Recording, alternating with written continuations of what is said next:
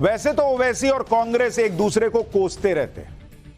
कांग्रेस ओवैसी को बीजेपी की B team बताती है। ओवैसी मुस्लिम वोटों में सेंध लगाने के लिए कांग्रेस और विपक्ष की दूसरी पार्टियों को पानी पी पी के कोसते हैं।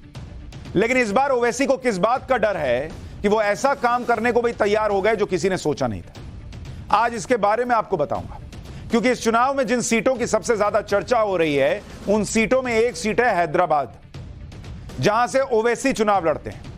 ओवैसी के बारे में अक्सर इंडी गठबंधन पूरे देश में यह कहता रहता है कि ओवैसी तो बीजेपी की बी टीम है जो विपक्ष के वोट काटने के लिए उतरते हैं। लेकिन आपको यह सुनकर हैरानी होगी कि जिन ओवैसी को राहुल गांधी, ममता बनर्जी, अखिलेश, तेजस्वी जैसे नेता बीजेपी की बी टीम बताते हैं, उन ओवैसी को जिताने के लिए कांग्रेस हैदराबाद में इस हद तक जाने को तैयार दिख रही है कि ओवैसी के सामने कांग्रेस जो है वो अपना कैंडिडेट उतारने तक से ही चक रही है कि कहीं ओवैसी बीजेपी से ना हार जाए। बल्कि यहां तक दावा किया जा रहा है कि ओवैसी को हैदराबाद में कांग्रेस सपोर्ट भी करेगी। तो जिसको बीजेपी की बी टीम बताया उनको कांग्रेस सपोर्ट करने की बातें आ रही हैं कि कांग्रेस सपोर्ट करेगी ओवैसी को हैदराबाद में। यानी मामला टाइट है ओवैसी का फिर इसका मतलब। और फिर तो ये किसकी बी टीम हुए ये भी समझ में आने लग जाएगा लोगों को। तेलंगाना में कांग्रेस के एक नेता ने दावा कर दिया है कि हैदराबाद में असदुद्दीन ओवैसी का जीतना बिल्कुल तय है। ओवैसी और कांग्रेस के बीच अंडरस्टैंडिंग हो चुकी है। कांग्रेस हाईकमान और तेलंगाना के सीएम रेवंत रेड्डी ने निर्देश दिए हैं कि ओवैसी को जिताने के लिए कांग्रेस को सपोर्ट करना चाहिए। ये एक नेता दावा कर रहा है। यहां ध्यान देने वाली बात है कि हैदराबाद में अब तक कांग्रेस ने ओवैसी के सामने अपना कैंडिडेट भी डिक्लेयर नहीं किया है, जबकि 2019 के लोकसभा चुनाव में ओवैसी के सामने कांग्रेस ने फिरोज खान को उतारा था। इन्हीं फिरोज खान ने दावा किया है कि ओवैसी कांग्रेस में हैदराबाद सीट पर समझौता हो चुका है।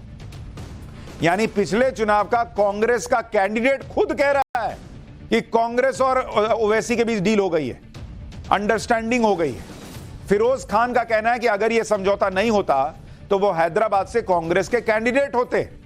यही फिरोज खान तेलंगाना में कांग्रेस के महासचिव हैं और उन्होंने ओवैसी और कांग्रेस के बीच समझौते को लेकर क्या कहा वो सुनिए, फिर बताऊंगा कि ओवैसी को हैदराबाद में कांग्रेस के सपोर्ट की जरूरत पड़ क्यों रही है।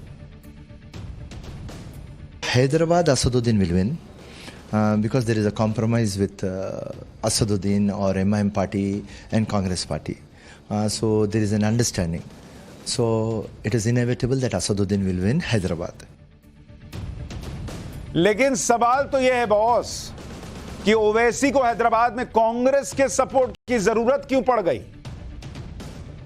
जिस कांग्रेस को इतना गाली दिए पानी पी पी के कि मुसलमानों के लिए कुछ नहीं करते, आज उनसे सपोर्ट लेना पड़ रहा है। ऐसा कौन सामने खड़ा हो गया? क्योंकि ओवैसी तो के लिए तो हैदराबाद उनका गढ़ है। यहां से ओवैसी 4 बार से सांसद हैं, उनके पिता यहां से 6 बार सांसद रह चुके हैं। फिर ओवैसी को किस बात का डर है? क्या यह डर इसलिए है कि बीजेपी ने इस बार एक ऐसे कैंडिडेट को ओवैसी के खिलाफ उतार दिया है जिनकी बड़ी चर्चा है? बीजेपी ने हैदराबाद से माधवी लता को ओवैसी के सामने उतारा है। माधवी लता इससे पहले कभी लोकसभा चुनाव नहीं लड़ी, फिर भी उनकी इतनी चर्चा हो रही है और लोग कह रहे हैं कि माधवी लता ओवैसी को अच्छी फाइट देंगी। खुद माधवी लता ने दावा किया है कि ओवैसी हैदराबाद में इस बार 1.5 लाख वोट से हार जाएंगे। ओवैसी के लिए मुसीबत यह है कि हैदराबाद उनका गढ़ तो है, लेकिन पिछले 5 साल में हैदराबाद में उनका वोट शेयर गिरा है। और मैं आपको आंकड़ों से बताता हूं कि ओवैसी की हालत क्या है हैदराबाद के अंदर। आंकड़े क्या बता रहे हैं, और शायद इसीलिए हो सकता है उनको बीजेपी कैंडिडेट से डर लग रहा हो। हैदराबाद का हाल देखिए, जहां से ओवैसी कैंडिडेट है। 2019 का लोकसभा चुनाव, इसमें क्या होता है, ओवैसी की पार्टी AIMIM का वोट शेयर जो होता है, AIMIM, इसका वोट शेयर होता है 59%। यानी ओवैसी के नाम पर 59% वोट पड़ते हैं हैदराबाद। लेकिन जब 2023 का विधानसभा चुनाव आता है तो हैदराबाद लोकसभा में AIMIM का जो वोट शेयर है, AIMIM का वोट शेयर वो गिरकर 43% हो जाता है, यानी 16% डाउन। ओवैसी के लिए यह मुसीबत सिर्फ इतनी नहीं है कि क्या उनके वोट कम हो रहे हैं, बल्कि ओवैसी की दूसरी मुसीबत यह है कि AIMIM के साथ हैदराबाद में कांग्रेस और केसीआर की पार्टी BRS, दोनों ही पार्टी का कोर वोटर मुसलमान है। 2019 लोकसभा में ओवैसी के खिलाफ कांग्रेस और बीआरएस को मिलाकर लगभग 13% वोट मिले थे और फिर 2023 विधानसभा चुनाव में जीत की वजह से कांग्रेस हैदराबाद में मजबूत हुई। ऐसे में अगर कांग्रेस यहां लड़ती तो ओवैसी को नुकसान होता, क्योंकि 2019 में हैदराबाद सीट का अगर आप रिजल्ट देखें तो यहां पर 2019 में क्या हुआ था, जो एआईएमआईएम है उसको कितने वोट आए थे, उसको 5,17,000 के करीब वोट आए थे और बीजेपी को इसी हैदराबाद के अंदर 2,35,000 वोट आए थे। यानी ऐसा नहीं कि बीजेपी का भी खत्म मामला है, लेकिन वो ओवैसी से आधे पर थी लगभग। बीआरएस जो है उसका कितना वोट था, उसका वोट था 63,000 और कांग्रेस का वोट था करीब 50,000, 50K, और जीत का अंतर 2,82,000।